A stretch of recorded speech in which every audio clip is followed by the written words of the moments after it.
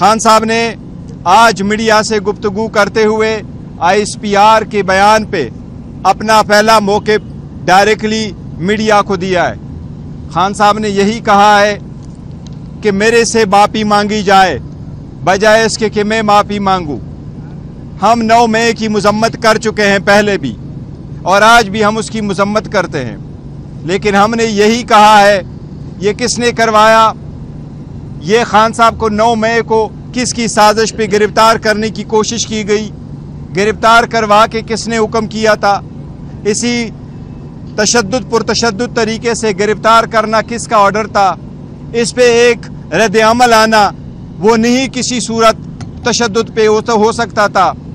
वो हम नहीं कहते कि इसकी जस्टिफिकेशन है तशद्दुद पे किसी का आना, लेकिन इसके साथ खान साहब ने ये कहा है कि इसी बात पे मुझे जेल में डालना, बार बार मेरी कोशिश करना कि जेल में जाऊँ, चाहे वो 18 मार्च का हो, चाहे वो 9 मई का हो, चाहे वो फिर 5 अगस्त को विद इन मिनट्स उसकी गिरफ्तारी हो।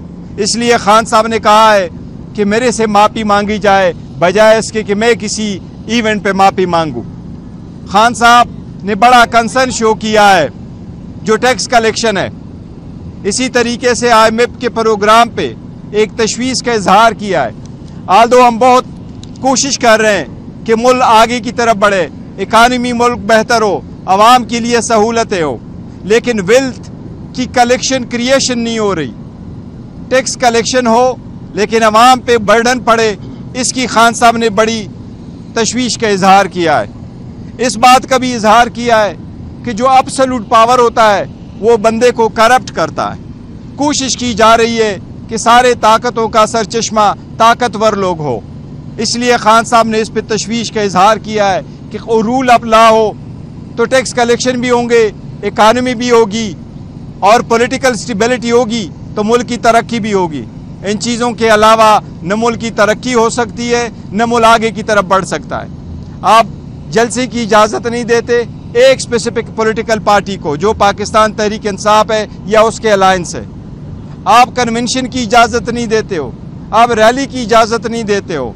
पुरअमन तरीके से निकालने के लिए एक छोटी सी कन्वेंशन की इजाज़त नहीं है। तो इसलिए ये एक ताकत इस्तेमाल हो रही है एक ही पॉलिटिकल पार्टी के।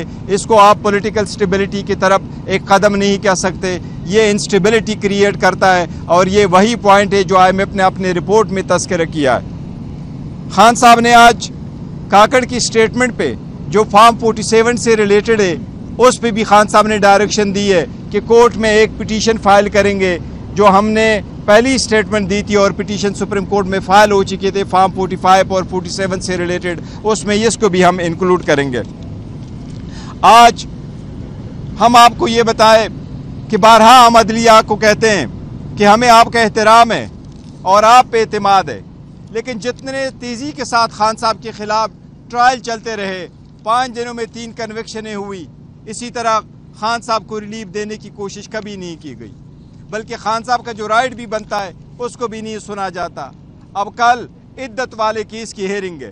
खान साहब की स्पेशल यही फरमान के मुताबिक मैं रिक्वेस्ट कर रहा हूँ जज साहब से, लास्ट डेट ऑफ हेयरिंग पे जज साहब नहीं अवेलेबल और लंबी डेट पड़ी, फिर प्रोसिक्यूशन की तरफ से ताख़ीरी कार्रवाइयाँ की जाती है और हर मरतबा कोई ना कोई बहाना किया जाता है। हम सब से दरख्वास्त करते हैं, जज साहब से डायरेक्टली खान साहब की दरख्वास्त है कि कल मेरे केस की हेयरिंग करके उस पे फैसला कर, इद्दत वाले केस पे, ये हमारी आपसे दरख्वास्त है। कश्मीर वाले इशू पे खान साहब ने तशवीश का इजहार किया है। खान साहब ने उम्मीद जाहिर की है कि यह संजीदा मामला है। कश्मीर के मामले पे सियासत के बजाय तहम्मुल से काम लिया जाए। कश्मीर के मामले पे खान साहब ने किया है कि आपने हुकूमत एक पार्टी की ख़त्म करवाई, आवाम रिलीफ मांग रही है, महंगाई से लोग तक चुके हैं, आवाम के मुतालिबात बजाय उसको सही तौर से एड्रेस किया जाए। पाकिस्तान तहरीक इंसाफ आवाम के मुतालिबात के साथ खड़ी है। आवाम का मुतालिबा है बिलों से रिलेटेड, महंगाई से रिलेटेड उनको रिलीफ दिया जाना चाहिए। कश्मीर बड़ा एक सेंसिटिव इशू है, इस पे एक अच्छा मौके पाना चाहिए और कश्मीर के अवाम को रिलीफ देना चाहिए जो उनका हक बनता है। जी प्लीज़। عدالت کے اندر آپ کی موجودگی کے اندر جو عمران خان ہے انہوں نے جو 2 صفحات پر مشتمل جو بیان تھا وہ لہرا کر بتایا کہ یہ رجسٹرار سپریم کورٹ کا بیان ہے جس میں انہوں نے یہ بتایا کہ 35 ارب روپے جو ہے اس کے اوپر مزید پروفٹ لگ چکے 13 ارب، لیکن جو نیب ٹیم ہے انہوں نے اس کی تردید کی ہے، انہوں نے کہا ڈاکومنٹ شیئر کریں گے سپریم کورٹ ہے وہ تو انہوں نے تو ابھی تک بیان ہی عدالت کے اندر جو ہے وہ قلم بند نہیں کر رہے ہیں۔ دیکھیں آپ کے پاس جو گواہ کی سٹیٹمنٹ آئے ہیں، آپ لوگ وہاں بیٹھے ہوں، گواہ جتنے بھی آ رہے ہیں، مین سٹیٹمنٹ یہی ہے کہ یہ پیسے جو جہاں جمع تھے اس پہ تو obviously ایک پروفٹ بیئرنگ اکاؤنٹ میں ہوتا، اس پہ پیسے کتنے بنے اور کتنی اماؤنٹ بنی اور کس اکاؤنٹ میں ہیں، یہ تو فیکچول ایشو ہے، وہ آئے ہوئے ہیں اور وہ وہاں موجود ہے، وہ پیسے موجود ہے، دس از ون تھنگ۔ جو ہمارا موقع پہ اور خان صاحب ایکچولی بتانا چاہ رہے ہیں وہ یہی ہے کہ فائنانشیل آفیسر آیا تھا یونیورسٹی کا، اور جو سرکار کے باقی گواہ آئے تھے، 2 چیزوں کا بڑا ایڈمٹ کیا انہوں نے۔ پہلی چیز جو انہوں نے ایڈمٹ کی ہے وہ یہ ہے کہ اس ٹرانزیکشن سے سرکار کو لاس نہیں ہوا ہے، اور دوسری چیز جو انہوں نے ایڈمٹ کیا وہ یہ ہے یس خان صاحب کو اس سے کوئی فائدہ نہیں ہوا، نہ اس نے ذاتی فائدہ لیا ہوا ہے، اور تیسری چیز جو یونیورسٹی والے ہیں انہوں نے کہا یس ٹرسٹی کو بھی مالک نہیں بنتا، یہ ٹرسٹ کی اکاؤنٹ ہے اور ٹرسٹ کی ملکیت ہے۔ آج خان صاحب نے بھی آپ کو کہا کہ کیا شوکت خانم میری ملکیت ہے، کیا نمل یونیورسٹی میری ملکیت ہے، وہ آلموسٹ 1000 کنال پہ ان کی کنسٹرکشن ہو چکی ہے، اس لیے ٹرسٹی کبھی مالک نہیں بنتا، یہ اس کی ذاتی ملکیت نہیں بنتا، اس لیے خان صاحب نے کوئی فائدہ نہیں لیا۔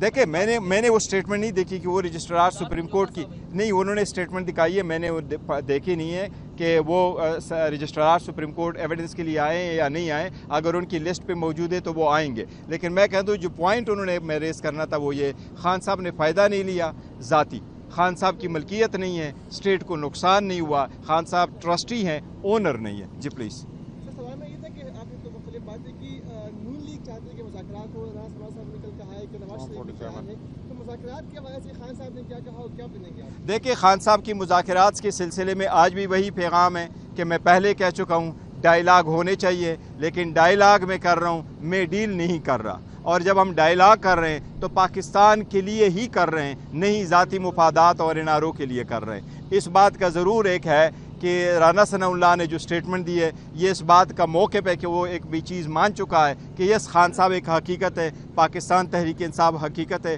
پاکستان تحریک انصاف کی جو وکٹری ہے وہ ایک حقیقت ہے، وہ فائنلی یہ مان چکے، تو اٹس اے گڈ سائن کہ یہ انہوں نے یہ مان چکے۔